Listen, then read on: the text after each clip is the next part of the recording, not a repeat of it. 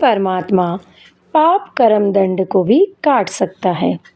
अभी तक जिस भी संत व महापुरुष से मिले उन्होंने यही बताया कि पाप कर्म फल भोगने से ही समाप्त होगा। वह प्रभु कौन है? वो जो पाप को काट देता है, काल के बंधन से छुड़वा देता है।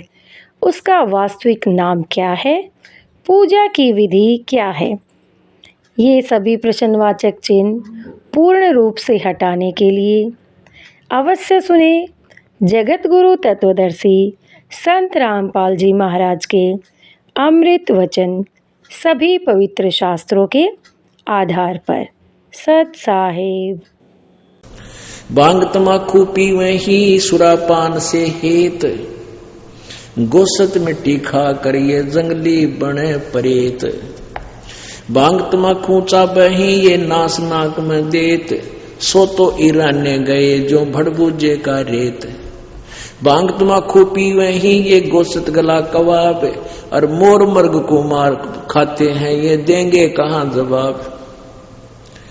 आला पाला खावे थी या बकरी भेड़िया बाग, सोरू माँ बख्शन करिए कर्म आपने बाग। कुरडी पर गद्धा चेहरे ये बोले राग रमंड, और वेद कपते बाँच कर वो खा गए मुर्ग अंड। ठुट्टा पी के भांग का यो भंगी बया खुशाल, मगन हुआ माने नहीं इराना है काल। भांग तमाकू पीवे ते ये चश्मे लाल तमाम, साहेब तेरी बंद साहेबी यो जाने कहाँ गुलाम। द्वादश तिलक बनाए करिए फांसी लीनी हाथ, विष के लड्डू देते हैं ये जीवों ऊपर गाथ। नाना वर्णम भेख है इस दुनिया के माही, बचन हमारा मानियो ये सब पंथ नरक में जाही। पुण्यात्माओं, ये अमृतवान भगवान का बोला हुआ है। कहते हैं कितने प्रकार के पंथ चल रहे संसार में, और हमारी बात सच्ची मान लेना सब नरक में जाएंगे जो यह सच साधना नहीं की थे। इसमें क्या बताते हैं?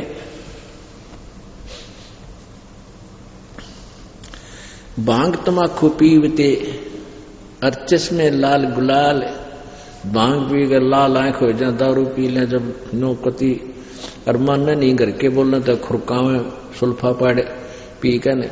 और कहते हैं साहेब तेरी साहेबी यू जाने कहाँ गुलाम है। कि भगवान तेरी महिमा ने यू इन नशों का गुलाम कैसे जान सकता है जिसने भांग तमाकू शराब मांस इस तरह अड़ंगे खाने की आदत पड़ गई। तेरी भक्ति ने क्या समझे तेरी महिमा से? कहते इनका गुलाम, इन विषयों का गुलाम। साहिब तेरी साहिबी ये जाने कहाँ गुलाम। और बात तेरे काम न आवे, संतों शरण लाग रे। के सोवे गफलत में बंदे, जाग जाग नर जाग रे। जाग जाग नर जाग रे। भाई उठ सवेरे उक्का भर लिया, के जाग्या नर भाग रे। उठ सवेरे हुक्का भर लिया, के जाग्या नर भाग रे। कोई सुकर्म की ना करी बंदगी, ये फुटे तेरे बाग रे। फुटे तेरे बाग रे। और बात तेरे काम न आवे, संतों शरण लाग रे। के सोवे गफलत में बंदे, जाग जाग नर जाग रे। जाग जाग नर जाग रे। भाई तन सराय में जीव मुसाफिर, यो करता रहे दिमाग रे। तन सराय में जीव मुसाफिर, करता रहे दिमाग रे। रात बसेरा कर ले डेरा, चले सवेरा त्याग रे। चले सवेरा त्याग रे। और बात तेरे काम न आवे, संतों शरण लाग रे, कैसो गफलत में बंदे, जाग जाग नर जाग रे, जाग जाग नर जाग रे। उमदा चोला बण्या अनमोला, ये लगे दाग पे दाग रे। उमदा चोला बण्या अनमोला, लगे दाग पे दाग रे। 2 दिन की गुजरान जगत में, क्यों जले बिरानी आग रे, जले बिरानी आग रे। और बात तेरे काम न आवे, संतों शरण लाग रे, कैसो गफलत में बंदे, जाग जाग नर जाग रे, जाग जाग नर जाग रे। भाई कुबद का चढ़ी चढ़ी चित पे, तू हो रहा मनुष्य नाग रे। कुबद का चढ़ी चढ़गी चित पे, तू होया मनुष्य नाग रे। सूझे नहीं सजन सुख सागर, बिना प्रेम बैराग रे, बिना प्रेम बैराग रे। और बात तेरे काम न आवे, संतों शरण लाग रे, कैसो गफलत में बंदे, जाग जाग नर जाग रे। भाई हर सुमर सो हंस कवावे, कमी करो दी कागरे। हर सुमर सो हंस कवावे, यो कमी करो दी कागरे। बहुरा न भरम इस विष के बन में, चल बेगमपुर बागरे, चल बेगमपुर बागरे। और बात तेरे काम न आवे, संतों शरण लाग रे, कैसो गफलत में बंदे, जाग जाग नर जाग रे, जाग जाग नर जाग रे। भाई शब्द सैन सतगुरु की पिछाणी, यो पाया अटल सुहाग रे। शब्द सैन सतगुरु की पिछाणी, ये पाया अटल सुहाग रे। नतानंद महबूब गुमानी, वो परगटे पूर्ण भाग रे, परगटे पूर्ण भाग रे। ये जो शब्द है, ये वैसे कबीर परमेश्वर जी का है, और परमात्मा की ही नकल हम सभी कर रहे हैं। नित्यानंद जी ये अच्छे साधक हुए हैं, लेकिन ये वैष्णव जी के उपासक थे, विष्णु जी के। और इन्होंने ये शब्द परमात्मा की वाणी से लेकर अपना हिसाब से जोड़ लिया। कोई बात नहीं, हमने इससे निष्कर्ष लेना है। इस वाणी में, नित्यानंद जी वाली में ये वाणी नहीं है कि ऊठ सुबह रत्न भर लिया होगा। अब यह जागना 2 प्रकार से है। एक तो अज्ञान अंधेरे में, मोह ममता की नींद में यो जीव सोया पड़ा है, इसको जगाया जाता है कि तेरा मूल उद्देश्य परमात्मा की साधना करके इस काल के लोक से, जन्म मृत्यु के रोग से पीछा छुटवाना है। और दूसरा, हम सोते हैं, सुबह उठते हैं। अब दोनों तरफ से परमात्मा कहते हैं, एक तो तूने ये जागना है कि तू कर केरा हर करना के चाहिए था, बुराई करता है, बीड़ी शराब मांस तंबाकू पीता, ये मनुष्य आहार है, ये तो राक्षसों का आहार था। और दूसरा ये जागना है कि परमात्मा को तो तूने किस लिए मनुष्य जीवन दिया है, भक्ति करने के लिए, परमात्मा पाने के लिए, शुभ कर्म करने के लिए। कहते हैं तू ये कुरान शरीफ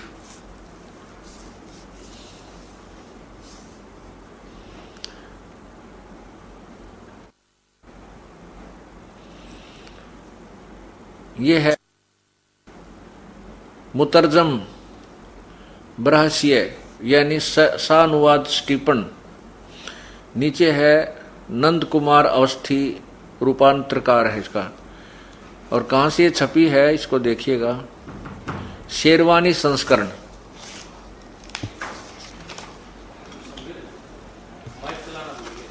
अब देखिएगा,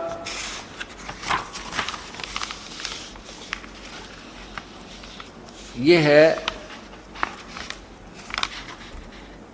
जालिकम किताबू ला रैब फीही सलाह फीही। इसका अर्थ है कि यह वह इस्लामी किताब है जिसमें कोई संदेह की गुंजाइश नहीं है। नीचे देखिएगा, कुरान शरीफ मुतरजम बरहसिया सानुवाद से छठीपन। नीचे देखना, शास्त्रीय अरबी पद्धति पर नागरी लिपि में। नीचे देखना, शेरवानी संस्करण। और ये देखना, मौसम बाग सीतापुर रोड लखनऊ से ये छपी है, प्रकाशित हुई है। इसकी सूरत फुरकानी, ये प्रश्न नंबर,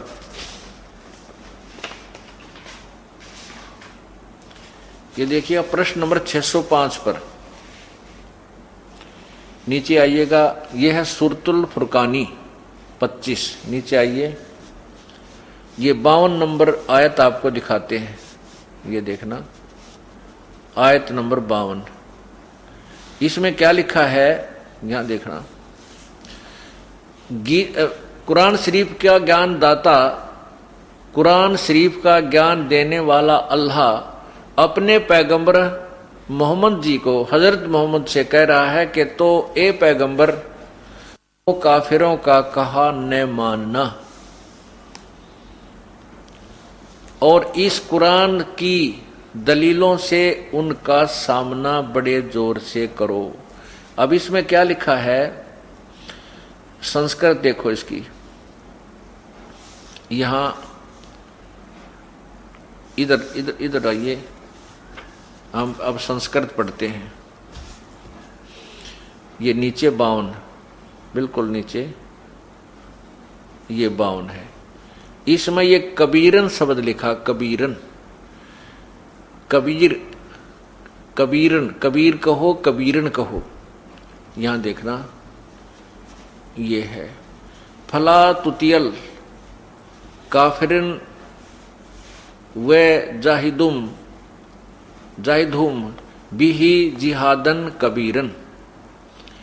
ये कबीरन, इसमें क्या लिखा है कि हजरत मोहम्मद को गीता, कुरान शरीफ का ज्ञान बोलने वाला अल्लाह कह रहा है, ए पैगंबर, तुम काफिरों का कहा न मानना और इस कुरान शरीफ की दलीलों से उनका सामना बड़े जोर से करना। इन्होंने कबीर का अर्थ बड़ा कर दिया, कबीर का अर्थ बड़ा कर दिया कबीरन का। अब यहां इसका अर्थ ये बनता है कि कुरान शरीफ के ज्ञान देने वाला अल्लाह, जिसको हजरत मोहम्मद जी अपना भगवान मानते थे, वो कह रहा है कि मैं तुझे जो कुरान में ज्ञान दे रहा हूं इस पर विश्वास करना, और ये काफिर लोग इस कुरान के ज्ञान को नहीं मानेंगे, वो कबीर को परमात्मा नहीं मानते, तो उनके साथ संघर्ष करना, लड़ना नहीं, तो उनकी बात मत मानना, उनकी बातों में मत आना।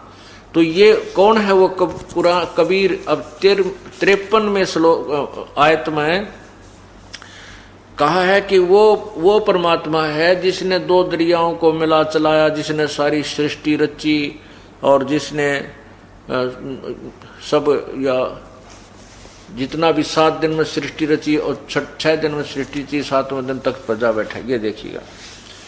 अब यहां इसमें, अब यहां देखिएगा 58 नंबर आयत में यहां लिखा है 57, इसका यहां देखना, ये लिखा है वह तवक्कल अलल हिजाहली या युतुम वैसबहू, ये सारा है यहां लिख रहे इवादी कबीरा। अब हम इतना तो हमें भी नहीं आती है अरबी, लेकिन हिंदी कर रखी है इन्होंने, उससे बहुत कुछ बात बन जाती। यहां इवादही, इबादत माने पूजा होती है, इवादही माने पूजा के योग्य, वो खबीरा, खबीरा कहो चाहे कबीरा कहो, उन्होंने वहां कबीरन का अर्थ भी बड़ा किया है। 58 नंबर आयत में खबीरा का अर्थ भी इन्होंने बड़ा किया। 59 में देखना, फिर ये देखना, ये है अरहमानु फसल बिही खबीरन, खबीरन का अर्थ भी बड़ा किया, खबीरा कहो, कबीरा कहो, कबीर कहो। तो यहां देखिएगा, अब हम इन ये 52 नंबर आयत की हिंदी आपने पढ़ी थी, अब 53 की पढ़ो। और वही है जिसने 2 दरियाओं को मिला चलाया, एक का पानी मीठा प्यास बुझाने वाला और एक का खारी कड़वा, और दोनों में एक आड़ और मजबूत रोक बना दी। और वही है वो कबीर नामक अल्लाह, वही है जिसने पानी की बूंद से आदमी को पैदा किया, फिर उसको साहिब नसब यानी किसी का बेटा या बेटी, और ससुर वाला यानी किसी का दामाद बहू बनाया। और तुम्हारा परवरदिगार हर चीज का करने पर शक्तिमान है। अब देखो गीता कुरान शरीफ का ज्ञान देने वाला अल्लाह कह रहा है कि वो परमात्मा तेरा जो भगवान है वो सर्वशक्तिमान, वो कबीर नामक भगवान है। आगे लिखा है कि और अल्लाह के सिवा ये काफिर जो हैं, ये काफिर अल्लाह के सिवा ऐसों को पूजते हैं जो न उनको नफा पहुंचा सकते हैं और न उनको नुकसान पहुंचा सकते हैं। अब 55 में क्या कहा, और काफिर तो अपने परवरदिगार से पीठ दिए हुए हैं, मुंह मोड़े हैं, अर्थात वो आन उपासना करते हैं, अन्य देवी देवताओं की पूजा करते हैं। और वे ए पैगंबर, हमने तुमको खुशखबरी सुनाने और सिर्फ अजब से डराने के लिए भेजा है। आगे देखो, इन लोगों से कहो कि मैं तुमसे इस अल्लाह के हुक्म पर कुछ मजदूरी नहीं मांगता हूं, हां जो चाहे अपने परवरदिगार तक पहुंचने की राह इख्तियार कर ले। अब 57 में, अब 58 में क्या लिखा, कहा कि ए पैगंबर, वो कबीर खबीरा जो शब्द लिखा है उसका अर्थ देखना।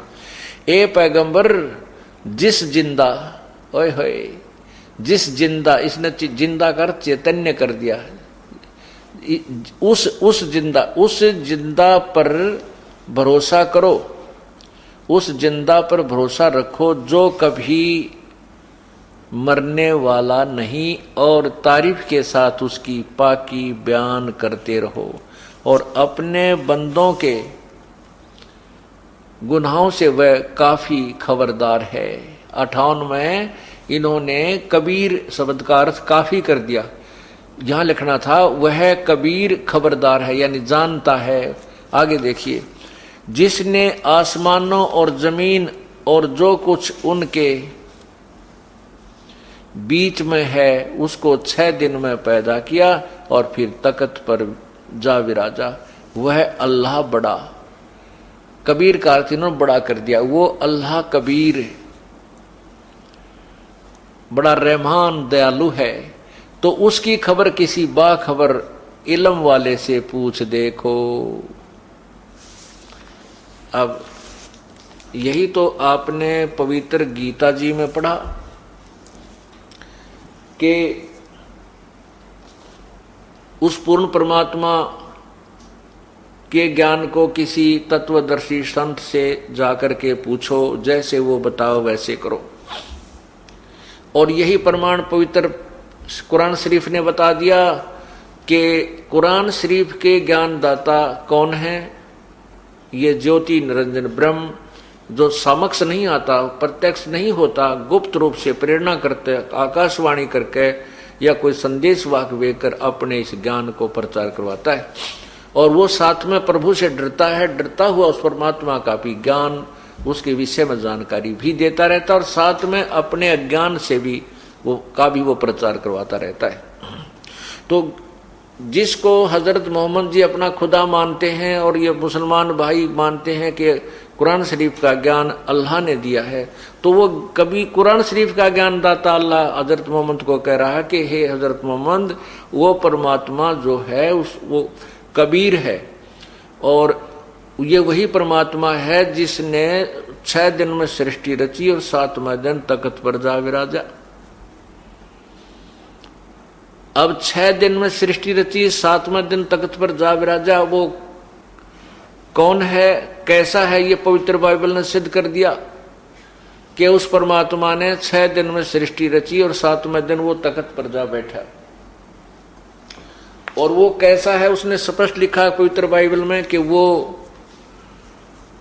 मनुष्य जैसा है। अल्लाह ने परमात्मा मनुष्यों को अपने स्वरूप के अनुसार बनाया।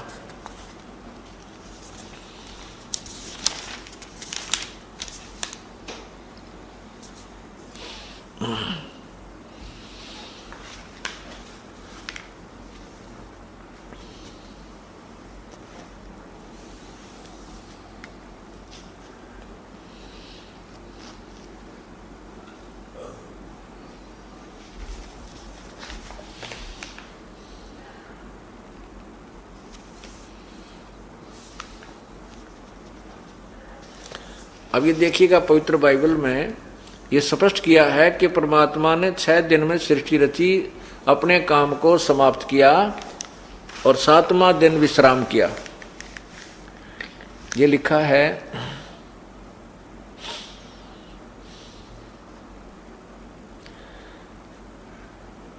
परमेश्वर ने अपना काम जिसे वह करता था 7वें दिन समाप्त किया और उसने अपने किए हुए सारे काम को 7वें दिन विश्राम किया। अब परमेश्वर ने 7वें दिन जो को आशीष दी कि वह पवित्र ठहराया, क्योंकि उसमें उसने सृष्टि की रचना के अपने सारे काम से विश्राम किया। यानी 7वें दिन। तो ये जो पवित्र बाइबल वाला ज्ञान है कुरान शरीफ के अंदर, ये कम से कम 50% लिखा हुआ है। तो कहने का भाव ये हुआ कि इन दोनों पवित्र ग्रंथों ने, पवित्र बाइबल और पवित्र कुरान शरीफ ने मिलजुल कर ये सिद्ध कर दिया कि परमात्मा सह शरीर है, उसका नाम कबीर है और वो मनुष्य जैसा है। साथ में ये भी सिद्ध कर दिया कि उस परमात्मा के बारे में कोई तत्वदर्शी संत ही ज्ञान देगा, उसी से पूछ देखो। यही पवित्र गीता जी ने लिखा है, यही पवित्र कुरान शरीफ में लिखा है कि ये काफिर लोग एक भगवान ने उस पूर्ण परमात्मा के अतिरिक्त अन्य ऐसे देवताओं को पूजते हैं, अन्य भगवानों की देवताओं की पूजा करते हैं जो उसको कोई लाभ हानि दे ही नहीं सकते। यही पवित्र गीता जी के अध्याय नंबर 7 और श्लोक 14, 15 और 20, 21, 22 और 23 में स्पष्ट किया है कि जो व्यक्ति उस परमात्मा के अतिरिक्त अन्य देवताओं की पूजा करते हैं, उन मूर्खों की वो पूजा अज्ञान युक्त है और उनको कोई लाभ नहीं होता।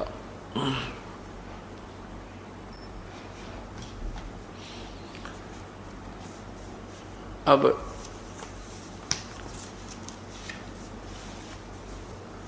आपको ये तो स्पष्ट हो गया कि परमात्मा साकार है, मनुष्य दृश्य है। उसका नाम क्या है, वो कहाँ रहता है, उसकी प्राप्ति की विधि क्या है, ये जानना अब शेष रहता है। विशेष जानकारी के लिए हम आपको काफी प्रमाण देंगे, बहुत सारे प्रमाण देंगे कि वो परमात्मा मनुष्य जैसा है, उसका नाम कबीर है, वो सह शरीर है। और उन आंखों देखे हुए महापुरुषों के अनुभव की जानकारी भी देंगे, उनकी कथाएं भी आपको सुनाएंगे कि वो परमात्मा कौन है, कैसा है। और उस परमात्मा की शरण में जाने के पश्चात हमें किसी प्रकार की कोई चिंता नहीं रहेगी।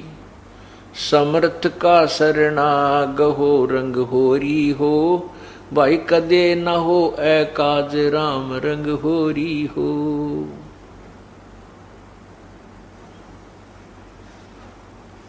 अब उस परमात्मा की महिमा, उसकी जानकारी, पूर्ण परमात्मा की प्रारंभ की जाएगी।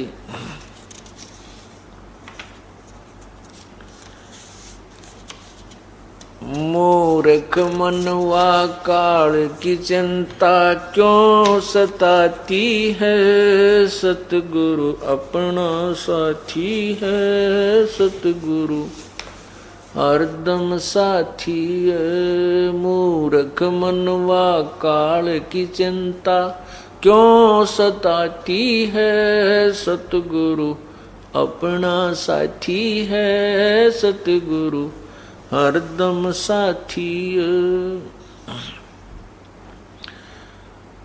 अब यहां पर परमात्मा ने बताया कि ब्रह्मा का आसन खिसा जब सुनी काल की गाजे। ये ज्योति निरंजन जो भगवान है, ब्रह्म है, ये काल है, जो गीता जी के 11वें अध्याय के 32वें श्लोक में कहता है कि अर्जुन मैं काल हूं, सबको खाने के लिए प्रवृत्त हुआ हूं और इन सब न खाऊंगा। वो काल जो है वो ब्रह्मा विष्णु महेश का पिता है और उसको श्राप लगा हुआ है, उसको एक बीमारी लगी है कि 1 लाख मानव शरीरधारी प्राणियों को नियत खाएगा। और जो परमात्मा कबीर जी की शरण में आ गया तो उसकी रेंज से बाहर हो जाएंगे, वो उसकी पहुंच से बाहर हो जाते हैं, उनको वो कुछ परेशानी पैदा नहीं कर सकता। अब यहां हमें 24 घंटे हर समय चिंता बनी रहती है, चाहे कोई कितना बड़ा अधिकारी है, चाहे राष्ट्रपति प्रधानमंत्री भी क्यों ना, पूरी पृथ्वी का राजा भी क्यों नहीं है, उसको भी यहाँ कोई न कोई चिंता सताती रहती है। किसी को बीमारी की चिंता है, किसी को और कोई राज्य में कोई दिक्कत होने की चिंता है। तो जब हम भगवान के चरणों में आ जाएंगे तो हमें कोई कष्ट नहीं आने देगा, और छोटा मोटा कोई कष्ट आएगा तो हमारे बहुत भयंकर जो पहाड़ से भी बड़े दुख को टालने के लिए प्रभु थोड़ा सा कष्ट आने देगा। जैसे संत सतगुरु शरण में आने से आई टले बला, जय मस्तक में सूड़ी हो भाई कांटे में टल जा। जय भाग्य में हमारी किस्मत में सूली टूटना हो, फांसी टूटना हो, मृत्यु की सजा हो तो कांटा लाग के टल जा। पूर्ण संत की शरण में आने से ये लाभ हो जाता है। एक समय की बात है, परमात्मा प्रभु का एक अपने नाना रूप बना करके परमात्मा आते रहते हैं कबीर जी, और संतों को संत रूप में अपनी भूमिका करते रहते हैं। एक समय की बात है कि गांव के बाहर एक संत रहता था और उसने वहां पर एक आश्रम बना रखा था छोटा सा। तो उस आश्रम में वो कुछ महीने रुकता था, फिर दूसरे आश्रम में चला जाता था, फिर तीसरे आश्रम में चला जाता था, चौथे में चला जाता था, और एक आश्रम में वो महीना 20 दिन 2 महीने डटा करता था, रुकता था। साथ में उसके 2-4 शिष्य होते थे। तो गांव वालों ने, जो उनके शिष्य थे, उन्होंने उस संत की सेवा के दिन बांट रखे थे। एक दिन वो परिवार उनको पूरे दिन का भोजन कराएगा, एक दिन वो कराएगा, उन्होंने पहले से ही निर्धारित कर रखे थे। तो इसी प्रोसीजर के अंतर्गत, इसी रूटीन में ये सब काम चल रहा था। एक दिन एक बहन जो संत की शिष्या थी, उसकी बारी आ गई खाना खिलाने की, और परमात्मा की कृपा होनी हुई, उसका दूध फट गया। दूध फट गया तो उस बहन ने सोचा आज तो बात बिगड़ेगी, जय गुरु जी के लिए खीर नहीं बनाई तय। एक मुश्किल से 1 महीने में नंबर आया है, और आज खीर ना बनी तो बात बिगड़ जाएगी। वो एक पड़ोसन के घर गई, जाके बैठ गई।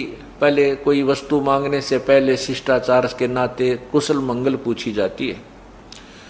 उस सत्संग में जाने वाली बहन ने, जो नए सत्संग में जाने वाली बहन थी, उसके घर में जाके कहा कि बहन कुशल तो है।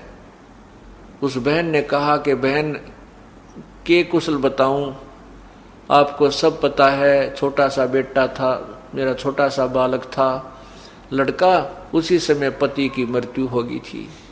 फिर मैंने सोचा था इस बच्चे ने पाल पोस दूंगी, बड़ा होगा, इसके आस पर मैं अपना दिन तोड़ रही थी कि बड़ा होकर के ये लायक निकलेगा और अपने काम ने संभाल लेगा।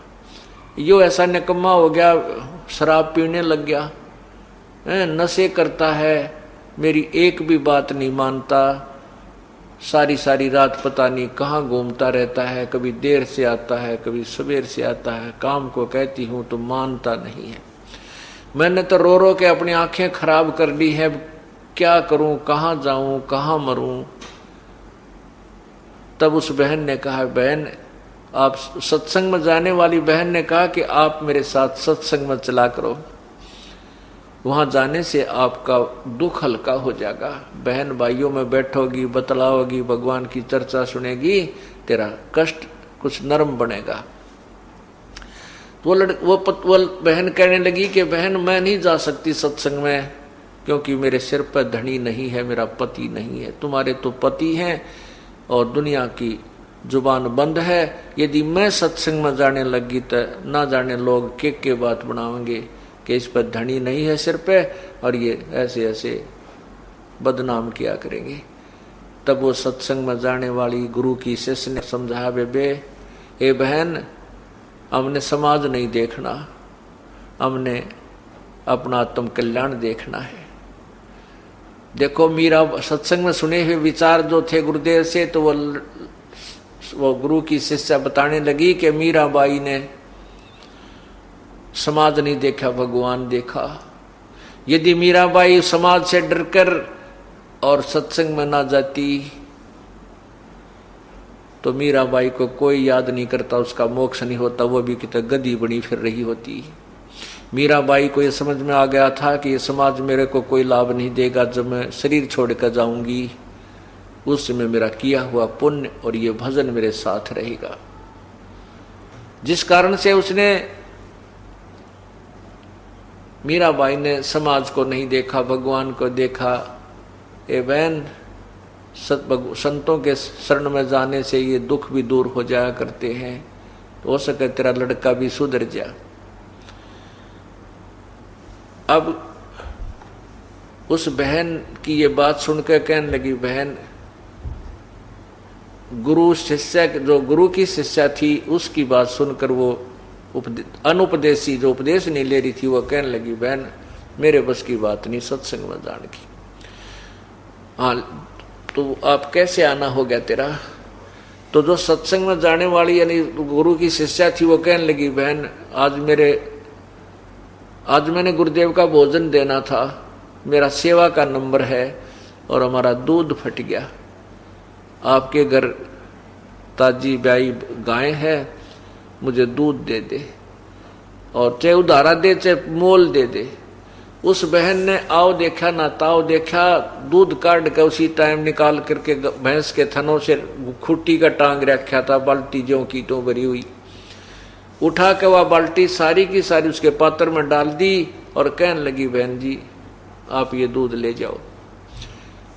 अब वो गुरु की शिष्या ने कहा, बहन कुछ तो रख ले घर के लिए। अके नहीं, आज तो सारा ही ले जाए इसने, मेरे भी भाग जाग जाएंगे, महात्मा जन भगत जन भोजन खाओगे हैं, और आप ले जाओ।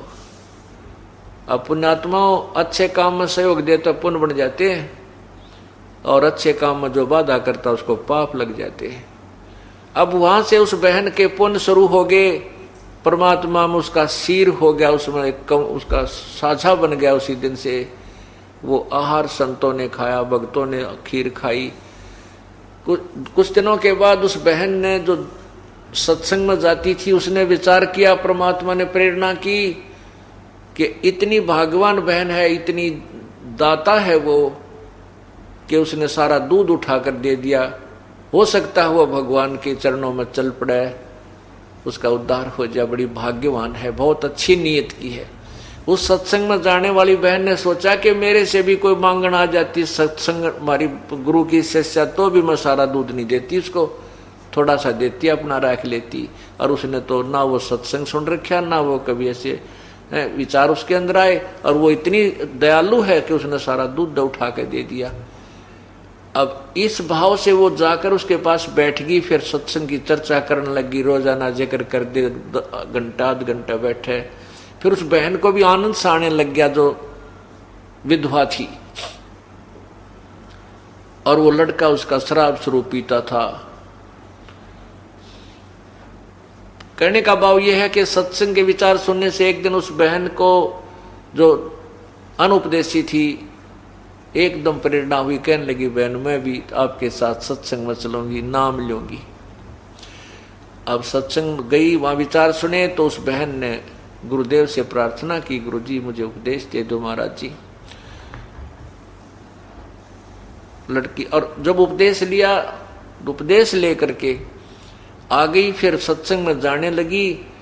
जाते ही गुरुदेव के पास यही अर्ज किया करती थी, हे गुरुदेव, हे महाराज जी, मेरा बेटा बहुत बिगड़ गया, शराब पीता है, मेरे कहे के नहीं मानता, अपने चरणों में ले लो प्रभु। इस दुखिया का सबसे बड़ा यही दुख है। बचपन में पति मर गया, जो छोटा सा बालक था जो पति मर गया, मैंने शादी भी इसलिए नहीं कराई कि इस बालक में दुख हो जाएगा, और आज इस बच्चे ने मुझे इतना दुखी कर दिया, मुझे कहीं ठिकाना नहीं है, कहती हूं तो मानता नहीं है। गुरु संत जी कहने लगे, बेटी तू अपनी भक्ति करती रहे, भगवान जरूर सुनेगा तेरी एक दिन। अब क्या होता है कि सत्संग में आने से पता चलता है कि भाई कुछ दान पुण्य भी करना चाहिए। उस बहन का ने को प्रेरणा हुई कि मैं पूरे दिन का, उसने फिर कहा, जो बहन उसको नाम दिला के लाई थी उसी से कहा, बहन एक दिन की सेवा मुझे भी दिला दो, मैं भी कुछ सेवा करना चाहती हूँ गुरुदेव की। अब उसने दो चारों से प्रार्थना की, सब नाटके कहने लगे, ना भाई ना बहन, मुश्किल से दिन मिला हमारे को तो आज सेवा का, हम तो अपनी बारी नहीं देंगे। उस बहन ने जो उसको नाम दिला के लाई थी, उसी ने अपने टर्न में से शाम के समय का भोजन दे दिया, बहन सुबह का तो मैं खिलाऊंगी, अगली जो बारी आई तो शाम का तू खिला दिए। तो बड़ी खुशी हुई उस बहन ने, जो नई सत्संग में गई थी, पहली बार उसने सेवा का मौका मिला, खुशी खुशी में खीर बनाई, हलवा बनाया, रोटी बनाई, सब्जी बनाई, और इस रुचि में आज गुरु जी को खिला के आऊंगी, भक्तों को खाना खिलाऊंगी। अब क्या हुआ, खेल कुदरत का हुआ, बहन खाना बना रही थी, उसको बुखार हो गया, बहुत जबरदस्त बुखार हो गया, और इतना हो गया कि वो 10 कदम नहीं चल सके। अब उस बहन ने अपने आप को कोसा, देखे भगवान आज तो मुझे मुश्किल से अवसर मिला था वो गुरुदेव की सेवा करने का, और आज ये बुखार बन गया, मैं 10 कदम नहीं चल सकती। और वो बेटा ऐसा नालायक से आवत आवर ना भी आवर, आ भी गया तो वो कया ना माने, वो कति नहीं जाओ, और आज मैं सेवा नहीं कर पाऊंगी तो मुझे कभी भी टर्न नहीं मिलेगी, मुझे कभी सेवा का मौका नहीं मिलेगा, मेरा जीवन व्यर्थ हो जाएगा। इतने में वो लड़का आ गया। वो लड़का आ गया तो उसको उसकी माँ ने कहा, बेटा मेरा एक छोटा सा काम कर दे आज तू। वो बोला कि क्या क्या काम है माँ? बेटा मैंने ऐसे ऐसे नाम ले लिया गुरुजी का, और ऐसे ऐसे उस तेरी चाची ताई से मैंने शाम का सेवा मांग रखी है, गुरुजी का भोजन दे करना बेटा, मेरा बुखार हो गया देख। अब वो लड़के ने माँ का हाथ पकड़ के देखा, बोला माँ बुखार तो बहुत तेज है तेरे। तो उसकी माँ बोली, बेटा ये रोटी मैंने बांध डाल रखी है और तू आश्रम में दे आ। वो थोड़ी सी दूर पर आश्रम था, एक किलोमीटर दूरी पे। तो वो उस लड़के ने के स्कीम बना रखी। उस लड़के ने, हाँ, तो वो लड़का नाट गया, अकना मैं ना जाऊं, मैं ना देखा हूं तेरे गुरुजी का भोजन। उन्होंने के स्कीम बना रखी, वो चोरी करने लग गए। और उन्होंने उस अपने साथियों से मिलकर उस बहन के लड़के ने और अन्य साथियों ने सलाह बना रखी कि रात्रि के समय राजा के महल में चोरी कराएंगे।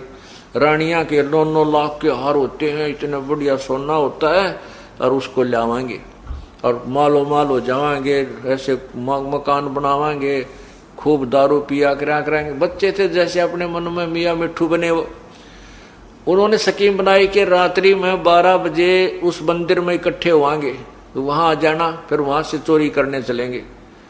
अब उस लड़के ने तो वो 12 बजे दिखे थे, कहीं मैं सत्संग में चला जाऊं और मैं लेट हो जाऊं और मेरे साथी चले जा चोरी करने, तू पीछे रह जा, तुझे आज हार ना मिले ना सोने क्या, तू कंगाल रह जाएगा। उसने उस अपने नुकसान को देखते हुए माँ को कति मना कर दिया कि मैं नहीं देखा हूं तेरे गुरुजी का भोजन। अब वो माँ असहाय होगी, वो बोली रे निकम्मे तू आजाद युग मेरे आजाद युग काम कर दे बेटा, जिंदगी में तने काम नहीं कहूंगी। और वो मेरी साथन थी बहन, वो भी जा चुकी है, अगर मैं उसके हाथ से भी पहुंचा देती, सब जा चुके हैं सत्संग में जाने वाले। तो उसने वह नो कह रोन लगी बैठ के एक तरफ, और तो कोई चारा के चला। वो 15-16 साल का हो रहा था, छोटा बालक होता धमका दे, पीट दे, खुरका के भेज दे। एक तरफ जाके कोण में बैठ के खूब रोवे, ए भगवान इसी पापन को क्यों जन्म दो थे, मुश्किल से सुथरी अशुभ कर्म करने का अवसर मिला था, आज ये विभाग में कोई ना मुझ पापन के। तब उस लड़के ने दया आ गई मन में कि देख माँ बहुत दुखी हो रही है, अरीबा तो 8 बजे हैं, तो दिया घंटा लग जाएगा, गणित गणा 9-10 बजे तक फारिग हो जाएगा।